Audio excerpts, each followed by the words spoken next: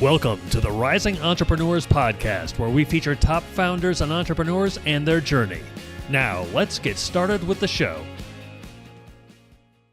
Dr. Jeremy Weiss here, founder of InspiredInsider.com, where I talk with inspirational entrepreneurs and leaders. Today is no different. I have Ami Kassar of MultiFunding. And Ami, before I formally introduce you, I always like to point out other episodes people should check out of the podcast. And I remember I was at EO Eccentric, and Ami came on stage and for maybe 60 seconds. And what he said in that 60 seconds, I went back to my friends in EO, and I'm like, that was the best talk of the day.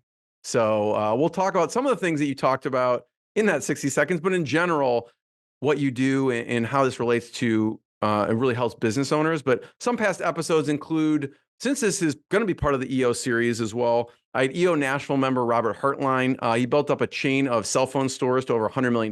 He has a software called Callproof. He sold that company, that chain of cell phone stores. And so that was a great episode. Another one was an EO Israel member, Eitan Chetayat. He's an agency founder. He talked about working to launch Gmail in Africa and how he's helped build brands across continents. And also EO Israel member Ron Geva, founder of Webs.io, and they help companies with brand protection, monitor the dark web and security for companies, and much more. So check those out on InspiredInsider.com. And this episode is brought to you by Rise25.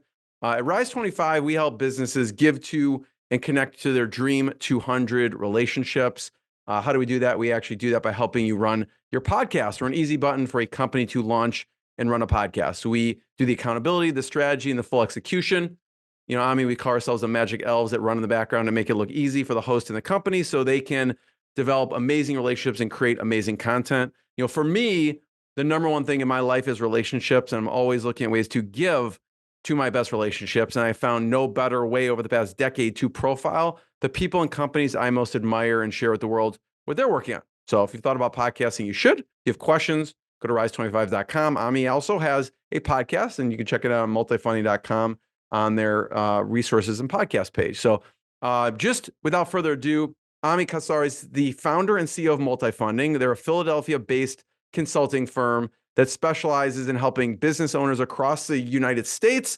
They develop creative and cost-saving alternatives for their business debt needs and structure. He's also the author of The Growth Dilemma and speaks nationally to entrepreneurs and business owners who desire money to grow their companies and improve their cash flow and or restructure debt. So, I mean, thanks for joining me. Thank you so much for having me. Pleasure to be with you, my friend. So let's just start off with, I know, basically you got fired on a Friday and then started your company a couple of days later, but talk about MultiFunding and what you do. Sure. So our whole mission we all love entrepreneurs, multi-funding, and our mission is to help them and help them succeed. And so really what we do is we listen to stories. People call us because they think they need money, although sometimes they may or may not need it. Sometimes debt may or may not be appropriate for them. And we listen to the stories and we try to understand where they are and what their challenges are and where they're trying to get to. And then take that story and put it into the debt markets and help them understand what their options might be, if there are options for them, to get their business to the next level. Then if they want our help, we package up their information and we take it out to a national network of lenders we've built and find them the best lender to get the loan done and allow them to move on with the next stages of their business. Talk about that for a second, which is a scenario where they thought they needed money and you thought otherwise.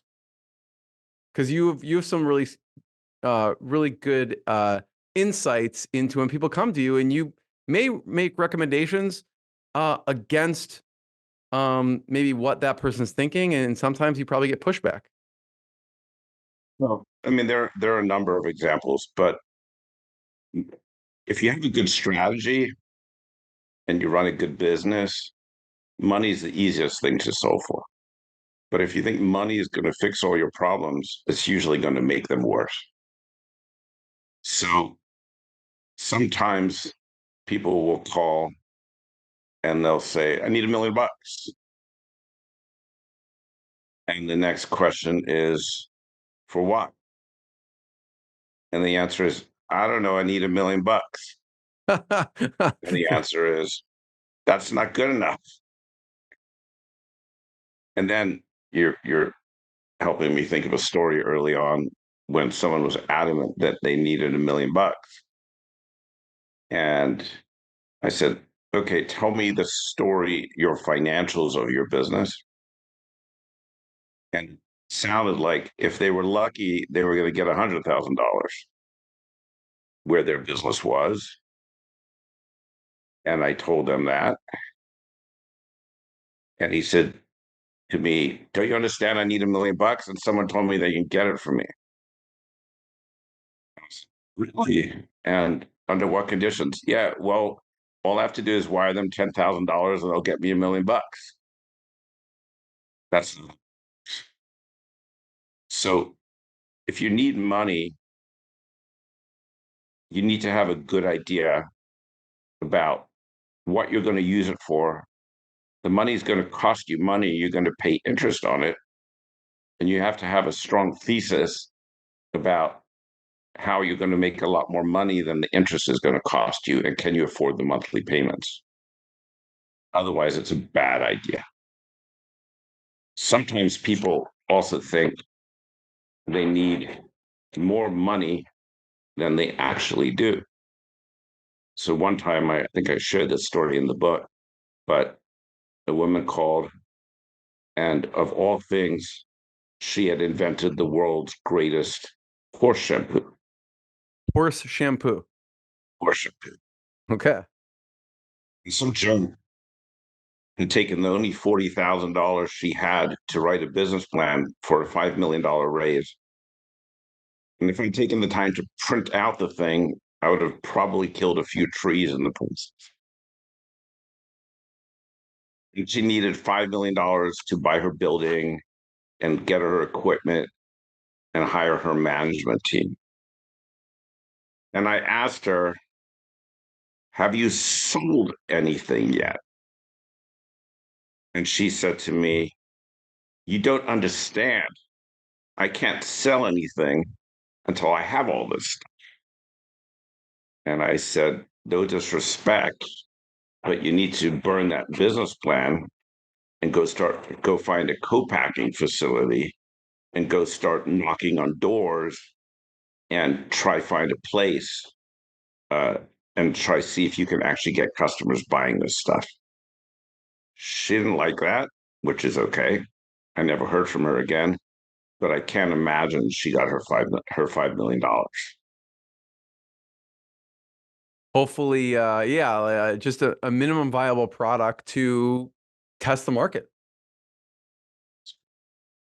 Sometimes people then sort of like payrolls due on Wednesday and they don't have cash.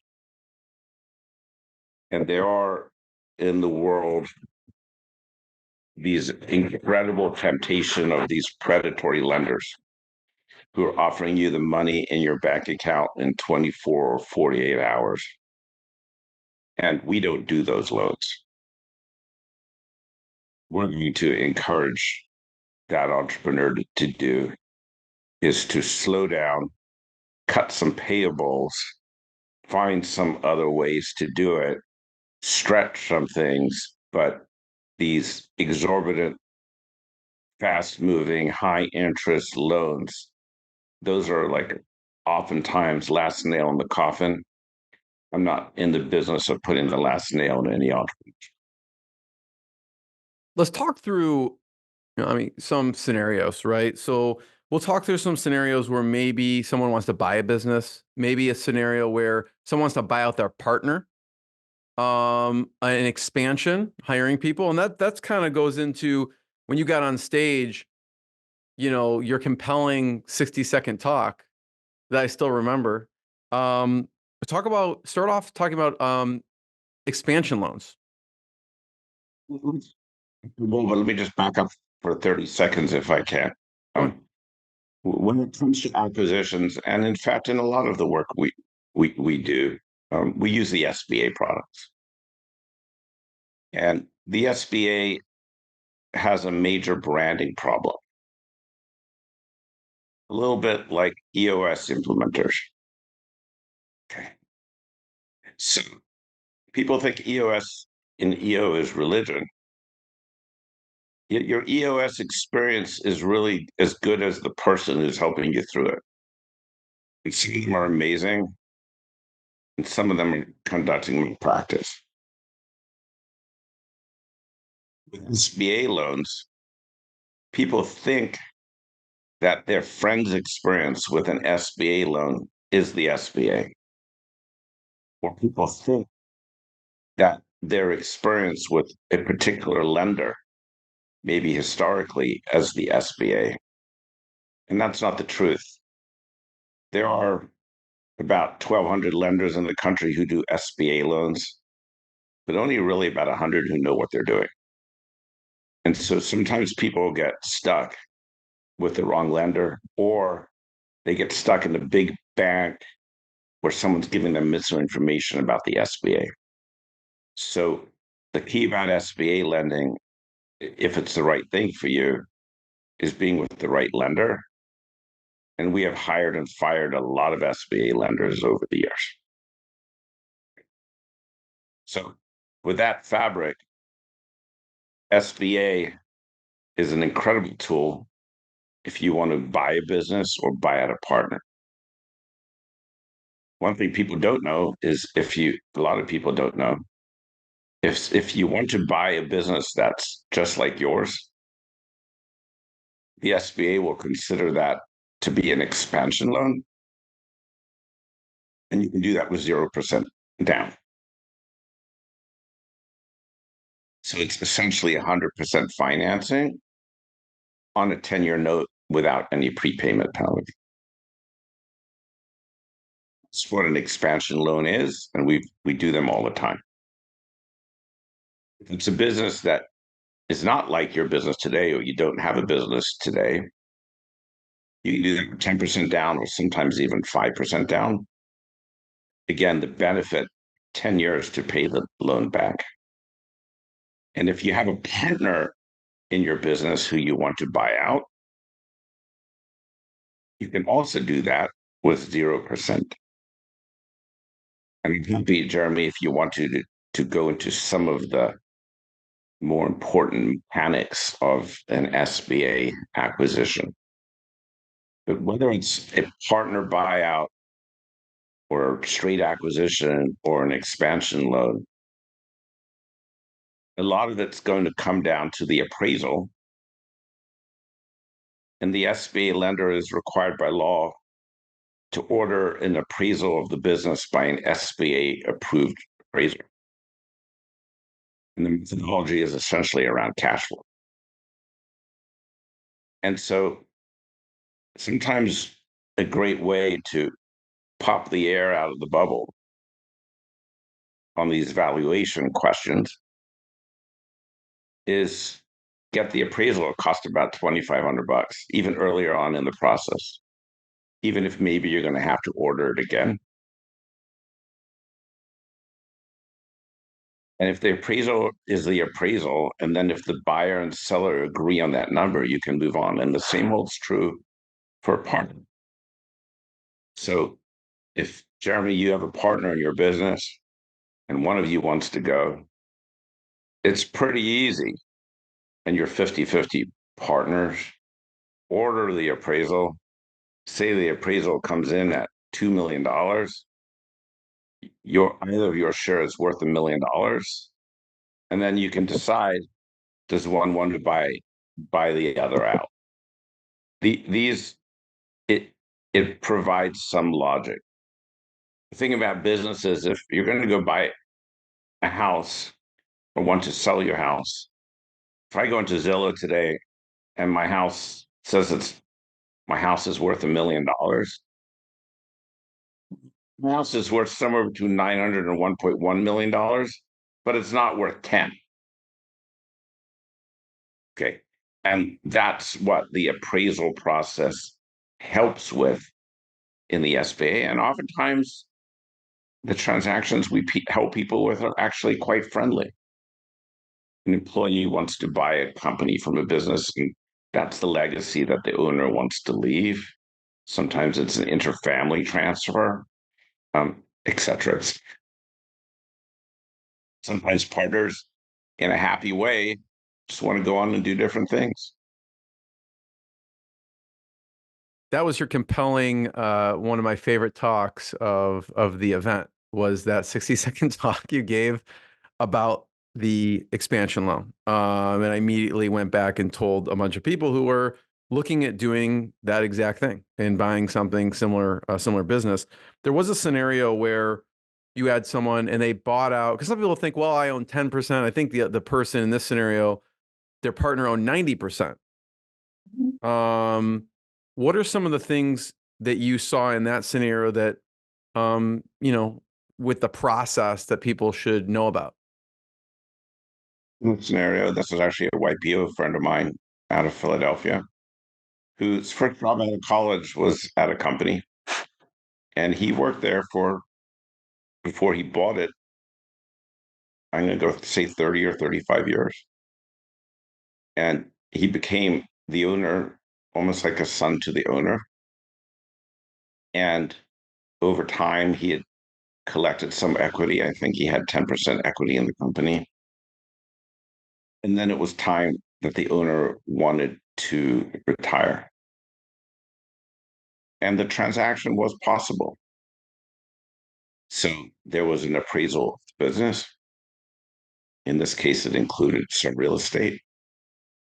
And let's just say for round numbers, the appraisal was $5 million. The owner's share was worth $4.5 million. And the younger partner was able to borrow the $4.5 million from the SBA to take out the other 90% of the owner. In that case, because there was also some real estate involved, we were able to get a longer amortization than the 10 years for the total, and it helped with the cash flow. The most important thing I encourage people to think about when you are looking at a transaction, and this could be whether it's for an acquisition or even just a loan term debt for your business for growth purposes. There's one number that's the most important number to stare at and look at. It's what's the monthly payment going to be. Sometimes people get caught up and they focus exclusively on APR. And so sometimes you would say, why would I ever pay 10% if I could pay 8%? And on one level, you would never want to do that. On the other level, if the 10% note amortizes out over 10 years and the 8% note amortizes out over 5 years, your monthly payment is going to be dramatically different. Financial strategy is about buying flexibility. You want to keep as flexible as you humanly can. And the world we're living in is a tinderbox and is full of unexpected surprises. If you bought a business the month before COVID hit, which is something nobody saw coming, and the world felt great, what monthly payment would you rather have? Memories are short.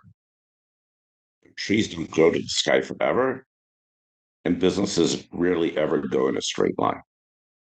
Yeah, I mean, I remember I was watching a webinar that you were conducting, I mean, and you propose this question with these two scenarios, and you ask people to respond. And it's funny, I don't remember, maybe it was 70% took the lower interest rate, or were like, which one would you take, right? And people were responding, and you said the same thing. It's like, well, from a cash flow perspective, you want lower monthly payments, and also if there's no prepayment penalties, you can always just pay it down over the same amount of time. But you have, like you were saying right now, is that flexibility to have lower payments each month. Um, An the example around that, Jeremy, is yeah, sometimes people will call me and they go, I want to buy this building, but I'm 60 years old and I want to be out of debt by the time I'm 70. So get me a 10-year note on the building. My answer is I wouldn't recommend that. Get a 25-year normal note on the building, pay it down as fast as you can. But if suddenly the SHIT hits the fan, you need the flexibility of that lower monthly payment. yeah. What do you tell people in I'm sure it ebbs and flows, but people are getting frozen by high interest rates. You have to think about, Jeremy, like, well, here's a scenario, and I remember this so clearly. I had a call scheduled, a planning call with somebody. I can't remember if they were an EO or not, the day after Russia invaded Ukraine. And they canceled the call. They said, Russia invaded Ukraine. The world's too risky. We're not expanding our business anymore. Okay. I don't agree with you, but okay. Interest rates are dramatically higher now than they were 2 years ago. We lived through an unparalleled period of low interest rates. So some people, just like the guy who canceled the call after Russia invaded Ukraine, have put all their expansion plans on hold because they can't fathom or accept the high interest rates. My answer to that is okay, but this might just be part of the furniture for a long time. We don't know. Anybody who can tell you where interest rates are going to be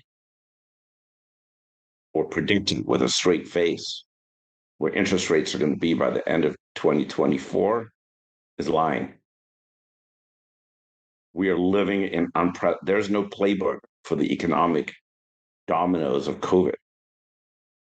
And so, yes, interest rates are high. Other expenses are higher also. Labor is higher. Raw materials are higher. Stuff is more expensive. Yeah, it would be great if interest rates were back to what they were 2 years ago. We wouldn't see that in our lifetime.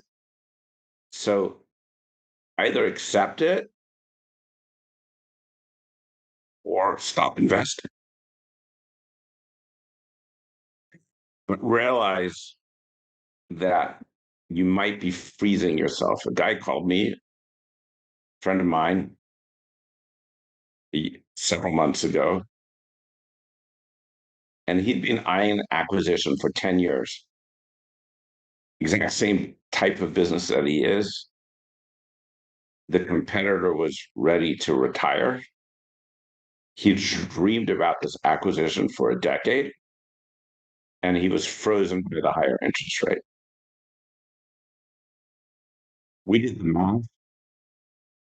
The difference in payment was about $2,500 a month, which he could afford. There's a psychological thing. The psychological thing. My advice to him was buy the damn business. I don't think he actually ever did. My advice is try not to get frozen by the interest rates. It stinks, but lots of other stuff stinks. What are you going to do about it? Yeah. So you're part psychologist with the business owners when you take them through this process? We're money therapists. There's no doubt about it. We talked about the expansion loans. There's also one you've mentioned in the past about one without a lien. So another use of SBA loans that many entrepreneurs don't realize or think about. Jeremy, can we role model? Can I throw a question at you? Shoot.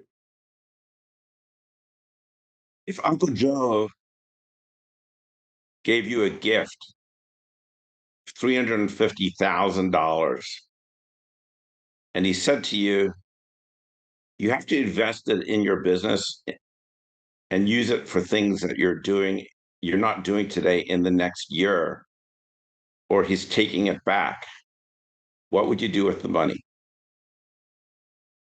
Spend it. Specifically what I do, or I mean, yeah, I take it and I probably the things I should be doing anyways, I imagine. Which Yes, I'm not holding you to it. yeah. What are some of the things you would invest in that you're not doing today? I mean, one of the things we are looking into, but is acquisition, purchasing a business. So we'd use it towards something like that. Probably more paid acquisition. As far, we're, doing a little bit of that, but not tons. So we'd put it into marketing, advertising costs. And then because of that influx, probably more staff, I imagine. So why are you doing that today? I knew you were going to ask me that. Well, we're working towards some of those things, but we haven't gotten to that point on some of them either. So the Uncle Joe question is an interesting question, and I like to ask it in my workshops because it takes all the excuses away. Oh my God, I got this pot of money, and the only condition of it is I got to do this stuff that I'm not doing today. Well, everyone pretty quickly can come up with a shopping list. And then the next question is, well, why aren't you doing those things? And the answer is, well, I don't have the money. Well, actually, with a good business plan, you could get the money. Okay. So, but part of the problem with that, Jeremy, in our community, and we have this problem also, it's not me preaching, it's that entrepreneurs have a very difficult time really understanding their business models and the drivers in their business models, and have a very difficult time making forecasts and projections. So one of the workshops I love to teach is a growth lane workshop, or we help a company build a velocity matrix. And the idea behind the velocity matrix is you track how much money you spent last year making investments in your business. So this is not money you spent because you had to, it's money you spent because you wanted to. Money you spent trying to grow and innovate and evolve and grow. And there's a number. Everyone's number is different. Most people don't know that number. Say your number is $250,000. I'm making it up. The next thing I ask in that workshop is, okay, well, next year, if you were to triple that number and invest 750 instead of 250, what would you do with the money and where would it take you? And then I ask you to prioritize and cut it from 750 to 500 and 500 to 250. Understand what the financing choices are for those things, and then make a plan going forward. Where people get stuck in that process is they're not really clear at their forecasts and their projections. And that's a challenge I continue to wrestle with about how to help entrepreneurs with that. many people don't really know the drivers, the economic drivers of their business model. If you were going to spend more money in marketing and advertising, what do you have a good handle on what that, or at least a thesis about what that could do for you and what the dominoes might be? So if you did that or decided to risk some money trying that, you can measure it against a hypothesis. I mean, you've helped some Shark Tank businesses. It makes me think of Shark Tank because sometimes they will ask, well, what are you going to do with the money? Right. And the people have to answer. What's been some things you've seen in your experience from you see a little different side of these Shark Tank businesses. Some of them come to you. First of all, I have beef with Shark Tank as a show because I think I call it the Shark Tank myth. And we teach kids that the only way to build a business or the cool way to build a business is to get a famous investor behind you. And I would love to see an SBA lender on Shark Tank or somebody who knew the loan markets. They certainly would never let me on. They don't like me. But to to to say, wait a second, we'll lend you the $500,000. You can keep control of your company, but I'm going to take a lien on your house. So you can sell 40% of your company to Mr. Wonderful over there, or I'll lend you the money. You got 10 years to pay it back, and I'm going to take a lien on your house. What do you want to do?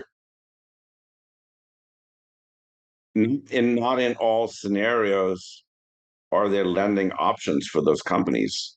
Sometimes equity is the only option for those companies. And I think it would be good education for the listeners to even hear that, or the viewers. As I'm out here, I don't see a viable lending option. So that's a little bit of my beef with Shark Tank. We have helped clean up a bunch of Shark Tank messes. And our experience, at least from the limited portfolio we've helped with, is that the investors largely disappear and haven't really been there to give the support and love that they pretend to. That might not be the case with all scenarios, but that's the cases we've had. In one particular case, and I think this is important for people to realize, one of the investors had higher than 20% stake in the company. And if you take on an investor or an angel or anybody that has a higher than 20% stake in the company, you're not going to get a loan without them being willing to personally guarantee the debt. And usually they're not. So in that case, to save that company, the entrepreneur had to go back and convince the shark to take a haircut in their equity so the company could get debt, because he wasn't willing to do it. Ironically, he was never allowed to talk to that shark. He could only email him. I don't know about you, but I don't think you have nuanced, thoughtful, mentoring conversations over email with one word answers. So, yeah, that's really interesting. So, someone has more of a 20% stake. They need to actually have someone sign and personally guarantee, which they're probably not going to want to do, I imagine. They won't do it. So you're precluded. Once you take one investor with more than 20% of the company, you're precluded from you're likely going to be precluded from debt. unless they're willing to personally guarantee, or you're going to be precluded from debt that involves a personal guarantee. I mean, what's some other examples you mentioned? I mean, this we're talking about Shark Tank here, but I'm sure it applies across the board. When they come to you and you had to clean up some Shark Tank scenarios, what's some examples of kind of the cleanup and what that looks like? That's the right word, but I think what people have to realize is that debt markets change and companies change and needs change over time. I just had a call with a EO member who's expecting his business to triple this year. He wasn't profitable. He was about break even last year, and he expects to really triple this year, and his working capital's tight. Currently, he has 2 lines of credit, and he probably needs to move to an asset-based lending facility that will lend to him at a percentage of his inventory and a percentage of his AR, which is tough to swallow because it's going to be more expensive than his current credit, but he probably has to suck it up and do it for at least 12 or 18 months and move to this type of facility before he can go back to regular lines of credit. Probably couldn't see that 2 or 3 years ago, that scenario coming, and it's okay. But if you're sweating payroll, I don't know about you, Jeremy, I've had many months of sweating payroll in my life. And when you're sweating payroll, it sure as hell to concentrate on anything else. So making sure that your company has the right debt instruments so that you can flourish and concentrate on health and growth and strategy and moving forward and partnerships is the right thing to do. If you don't have, you're going to make payroll on Wednesday, all you're concentrating on. And there's obviously, I know you've mentioned things as far as someone's, whether it's acquisition or hiring, and there's definitely options out there. There's a business you helped. I'm wondering, what are some of the things you did there? It was a trucking business. It's my favorite client ever. A trucking company out of Northern California, and high school dropout. Started as a fixing trucks. Now he's actually retired, and his son's running the business. They have about, I think, a fleet of about 300 trucks. And do you know what his dog's name is? Dog. It's just who he is, right? Very simple, clean, everything's good. And in that case, he was about to enter into a big job, and cash flow was going to be very, very tight. And so we used a lot of his trucks, some of his real estate, and we amortized them out on a 25-year note. And we were able to improve his cash flow by like $1 million a year, which really helped him push through that job. So there are sometimes financial tricks that you can do to help business through scenarios like I mean, first of all, thanks for sharing your journey. Thanks for sharing your lessons. I have one last question before I ask it. I just want to encourage people to check out multifunding.com to learn more. There's lots of amazing resources there. You can go to their learning center. They have blogs, podcasts, he has books. My last question is some lessons you learned from your dad and the immigrant mentality. that. So I was born in South Africa. It was super cool. I went back to Cape Town last year for the first time in, I think, 33 years, and I took my wife there. I went for EO's Global Leadership Conference. And I actually get to go to synagogue there and sit in my grandfather's seat that still has his name on it. Same synagogue where my parents got married. It was maybe one of the most spiritual experiences I've ever had. But growing up we moved to the States when I was 8, and growing up in an immigrant community with a bunch of people trying to figure out how to get their businesses up and running and off the ground and move to the States. Clearly, there were some invaluable lessons in that. My dad, who sadly passed away about 4.5 years ago from colon cancer, was an ophthalmologist for a long time. And I think so many of the lessons I learned from him about how you treat patients and how you take care of them.